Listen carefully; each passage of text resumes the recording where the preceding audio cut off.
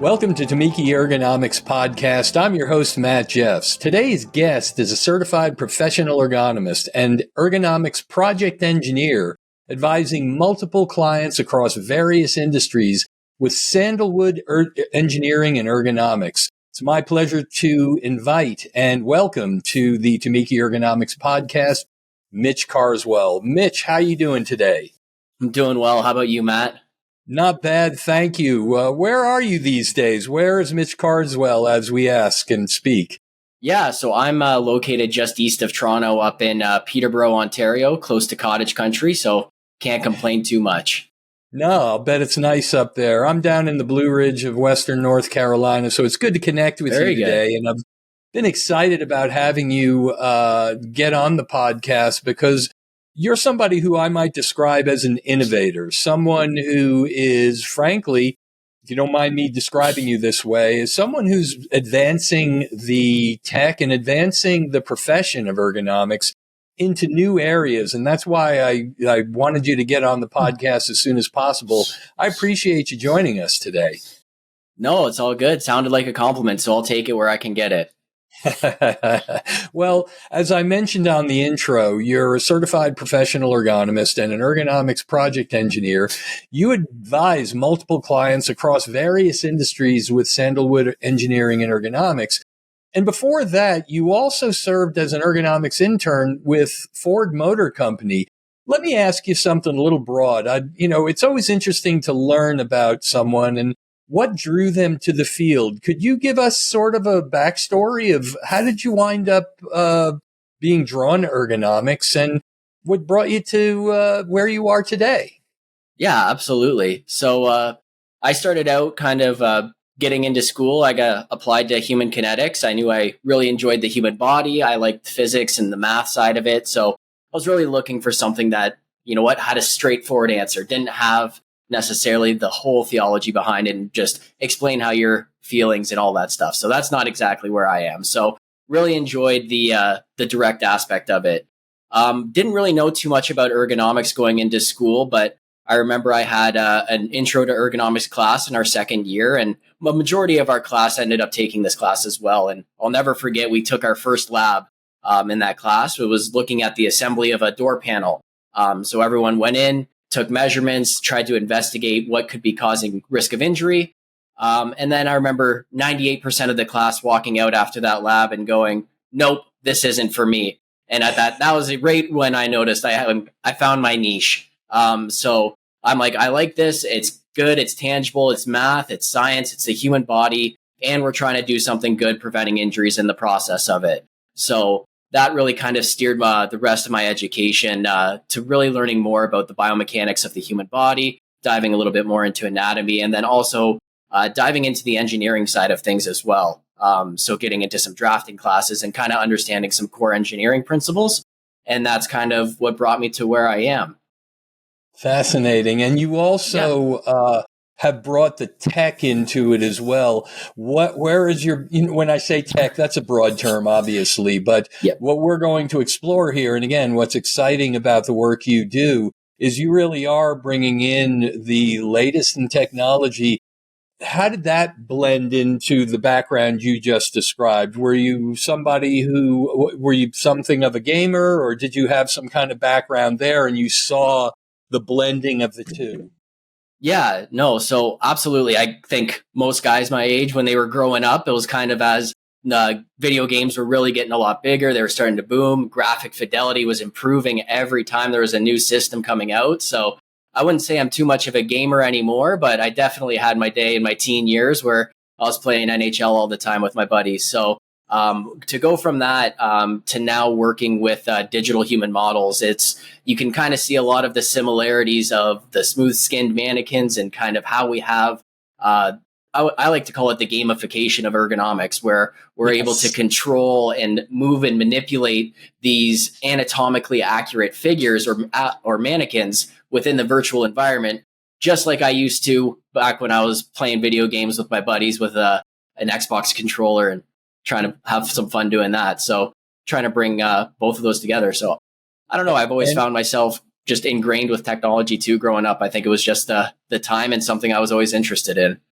You bring together a lot of interesting worlds. And again, I did a little of my homework on you. I hope you don't mind. But again, I No, not at found you all. fascinating. And you describe, like you say, some of that background with gaming, some of that, and obviously your strict academic background. But also you mentioned NHL. And I think like everybody north of the border there, you played some hockey too. Is that right? Yeah, yeah. So I grew up playing until I was about 18, and then I had the choice to I wanted to play junior hockey. I was told I also referee and officiate hockey. So I was told by a bunch of my peers while I was officiating, you know what?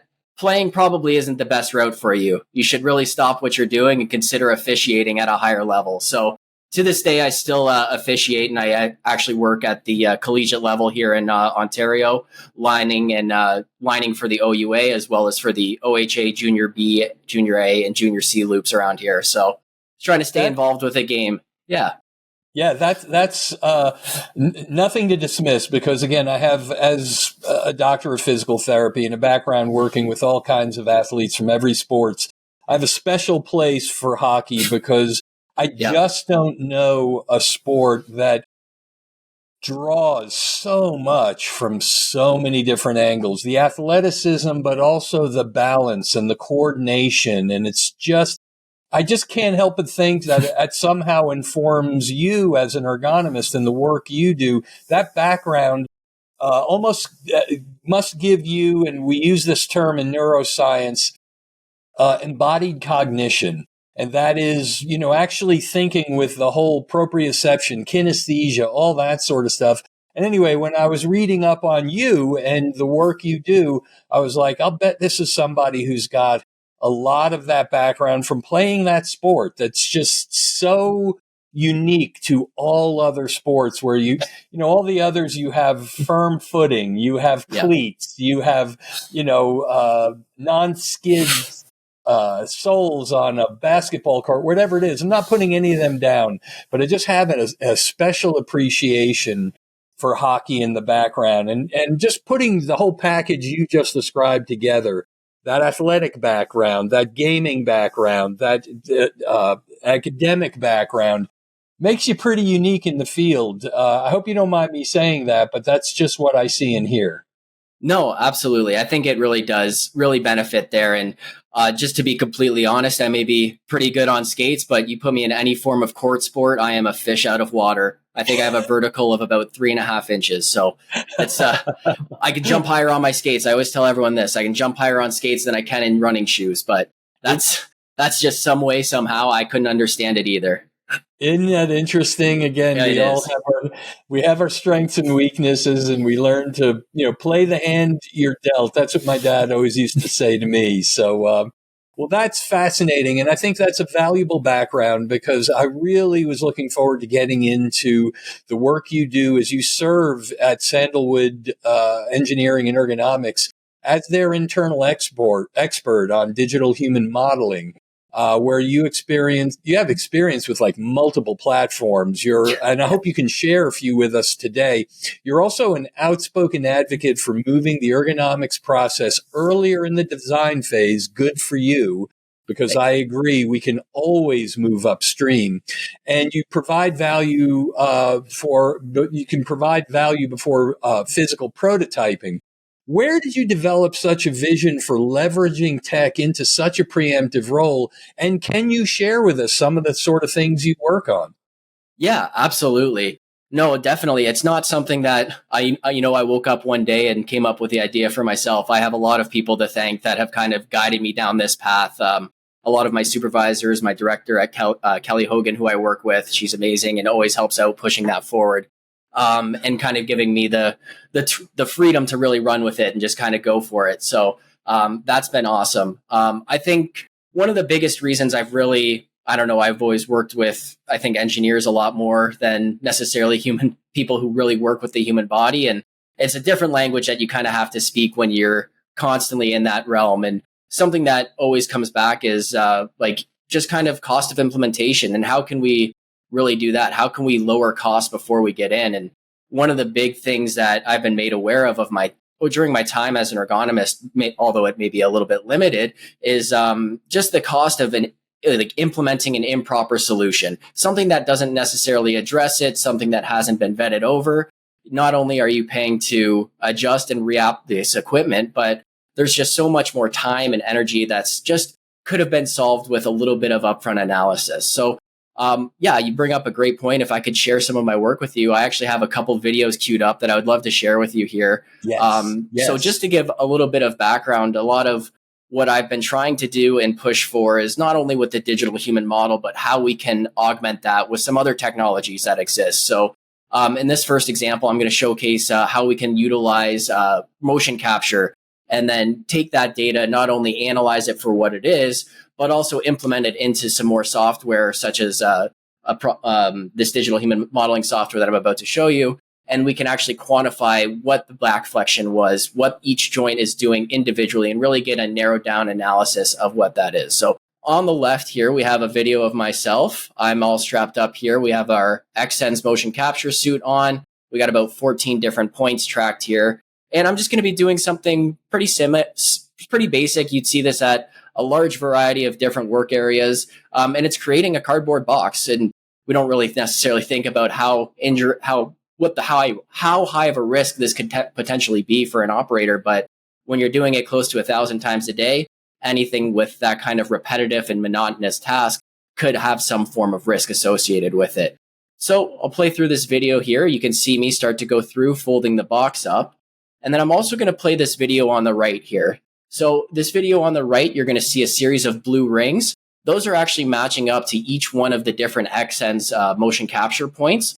And what you'll be able to see shortly is not only am I able to play that data back as like a skeleton, but I could also overlay that video footage with a human mannequin, and we could showcase what that looks like. So we could see here that I'm bringing in my digital human model. I'm going to snap it to those markers, and then I'm able to play through the video here, and we're able to get a really rough but quick capture of all of those different movements here. So we could see here, although at the start wasn't perfect, we could see the arms clipping through the body. But do you know what? If I was to do this kind of simulation by hand, and I have in the past, this would take close to about a week to do. And now this kind of took, I would say, no more than a half an hour to get suited up, calibrated. And once that was done, it was about 5 minutes to get everything mapped out and translated into the software. So taking what we could do in a week in the past and narrowing that down to even a day before we're able to get some kind of assessment, I think it's really great that we're really able to improve and kind of increase the fidelity of what we're able to assess and quantify risk of. That is cool. And, as I watch you do that, and I'm watching the video on the left, I remember back to the dark ages of the 20th century when I was learning physical therapy. We had human motion labs, and we had those little styrofoam ping pong balls stuck all over everybody. And then we'd have them on a treadmill running and all. And wasn't very practical. What you have now are these very sleek straps that it looks like you've got one on your upper arm, one on your mid arm or forearm, and one on your hand. So that allows you to do a very functional task. Again, many of us have been in the field where there is somebody who's building boxes all day long, or they're feeding a box machine and they have to do a certain amount of that as well. So to see how it's come along to something so smooth and streamlined is very valuable. And I guess a lot of things, as we've noticed, start out where they're big, they're clunky, they require, it's usually only those companies that have the resources to do this sort of thing start out. But as the iteration process progresses, this sort of thing gets more and more streamlined and more affordable. Is that fair to say? Yeah, definitely. I think it's reaching an influx now. We don't necessarily need just dedicated machines to run this software anymore. And I think from an accessibility standpoint, like all of this work that you're seeing was done off of a gaming laptop. So it's a lot easier to do a lot more of these things. Albeit there may be some additional licenses if you want to get into the motion capture side of it. But just to get started with a digital human model, you could get in under $1,000 now. So it's a very tough sell for me to kind of, when we keep pushing on traditional screening tools that people are using as as a full-on evaluation. I just see that there's so much more that we could be doing in the field to really get those best answers and really try to take away some of that subjectivity that's built into those initial assessment tools or those screening tools that we've done in the past. And as you've mentioned before, and I described, you're a strong advocate of using tools like this to move upstream into the design phase. That just makes so much sense because, again, like you say, it's getting more and more streamlined, more and more accessible, and you can be working through these problems before spending a nickel on any of the hardware that you would have in a particular work site. Am I safe in assuming that?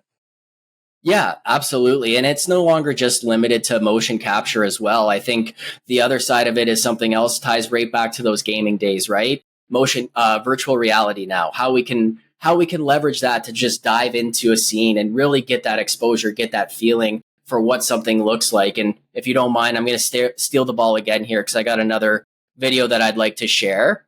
Or steal the puck. Yeah, I'm going to steal the puck from you here. All right.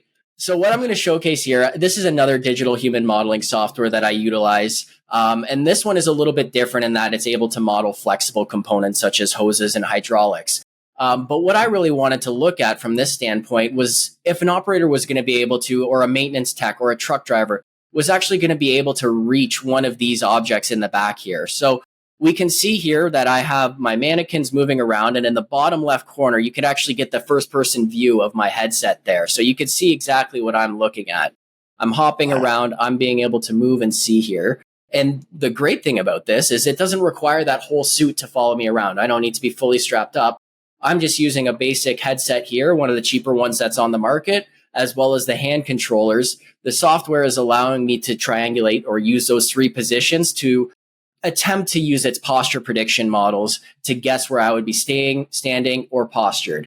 And then even just using the touch of a button here, I think I hold it down. Sorry, it's not a touch, but it will actually copy the mannequin's posture that it's predicting into the scene so that once I pop off my headset and I sit back down at my desk, I can look at those postures. I can start to do my analysis from there. And it makes it really easy to get multiple postures. No longer does it take me 10, 15 minutes for each individual posture. It's look at this, snap, teleport over here. Look at this. What does it look like if I do this? How far is that reach? Et cetera, et cetera. And it's just a lot quicker way to get involved. And not just myself as the ergonomist, but I think the value on this is really for the engineering teams as well.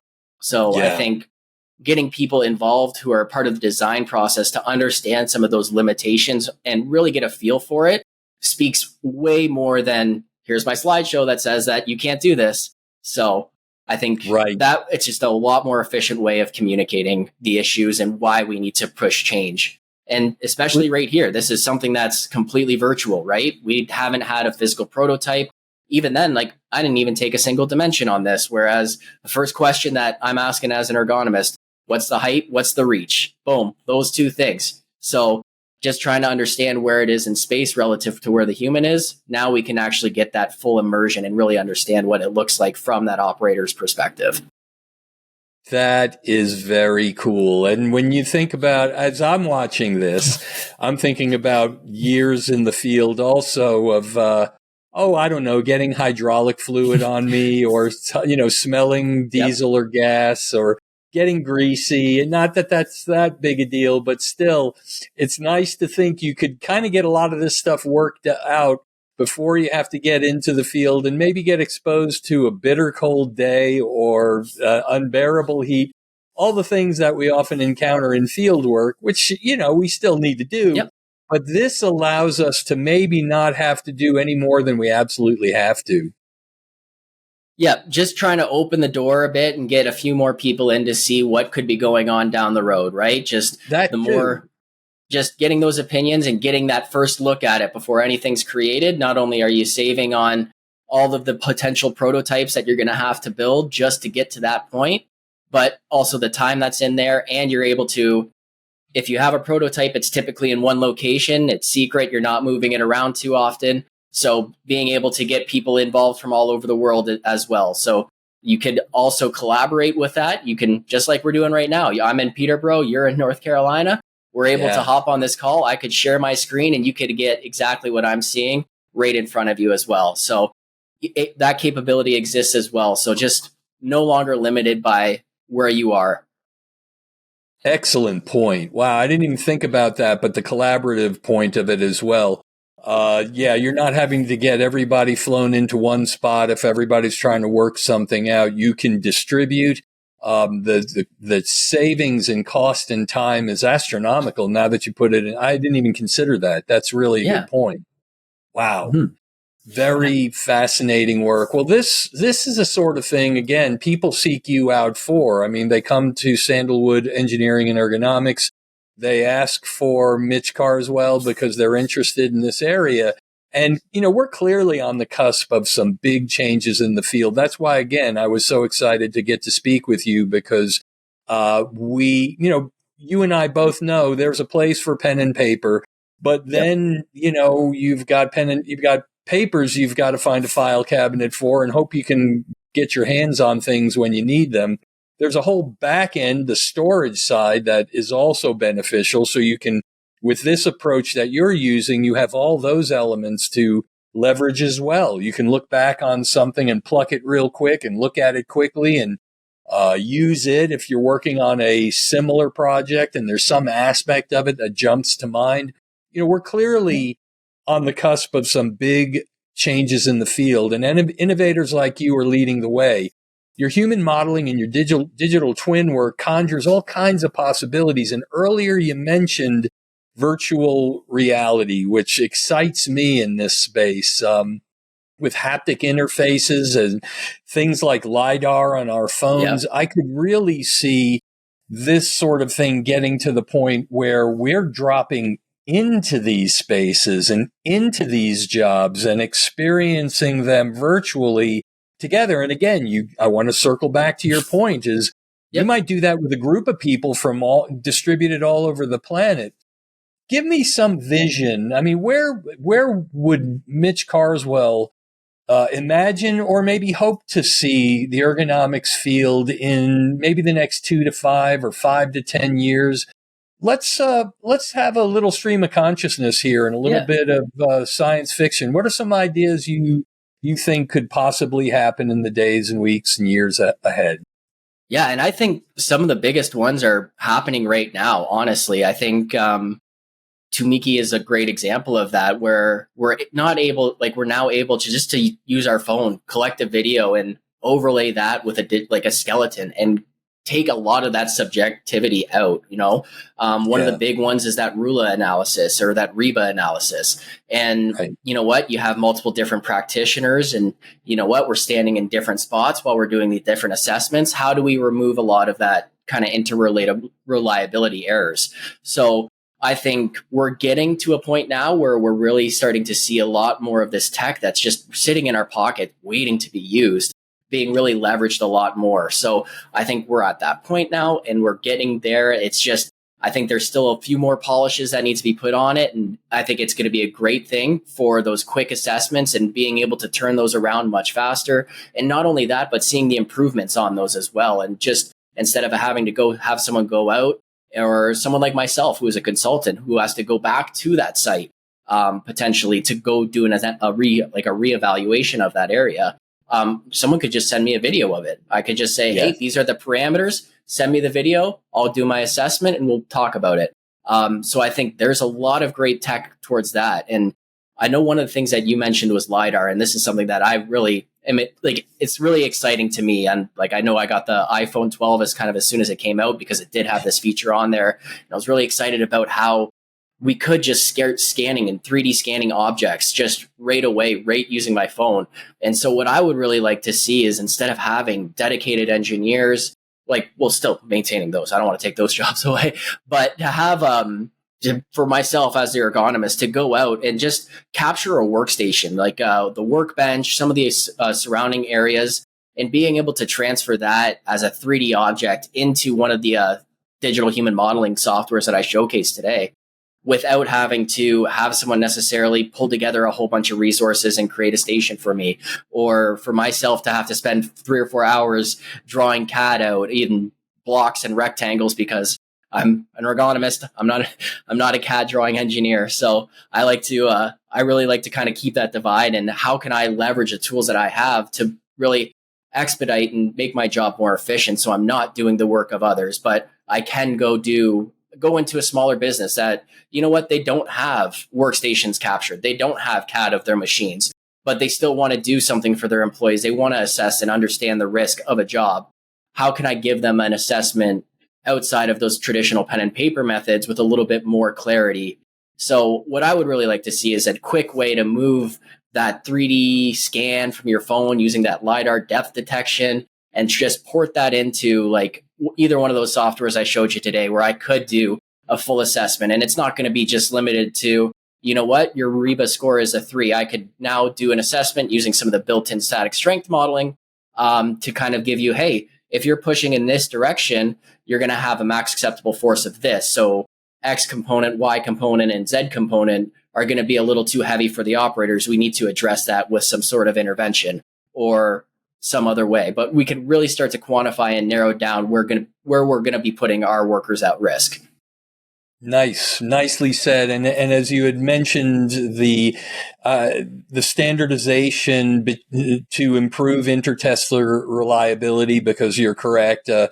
Yep. We have to assume we all do the Reba or the ruler the same way. Whereas when we have a tool like Tamiki, that smooths things out between us a little bit more. And as you said, it gets to where it's remote and they can simply take the video and then you can run the software. And the other thing that's very close to my heart that you said was that, you know, a lot of times this sort of thing starts with the biggest, largest companies that can afford the tech. But as the iteration process happens, you mentioned being able to get down to mid-cap and smaller cap companies because they need this kind of work as well. And I love that that's the vision too, that we will get to the stage where it's available to everyone. And to me, that's exciting as well.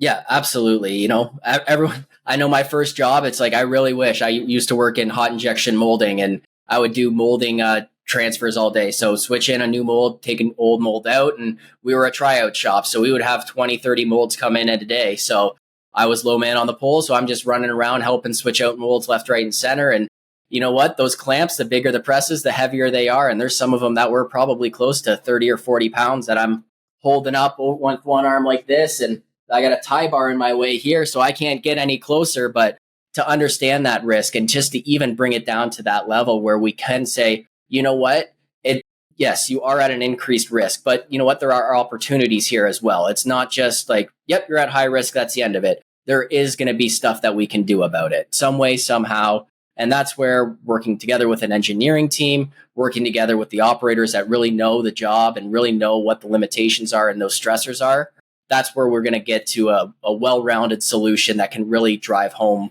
like a reduced risk. So I've seen it 1,000 times, unfortunately, where a company will go out, purchase this great piece of equipment, spend tens and thousands of dollars on something that they think was sold to them, essentially.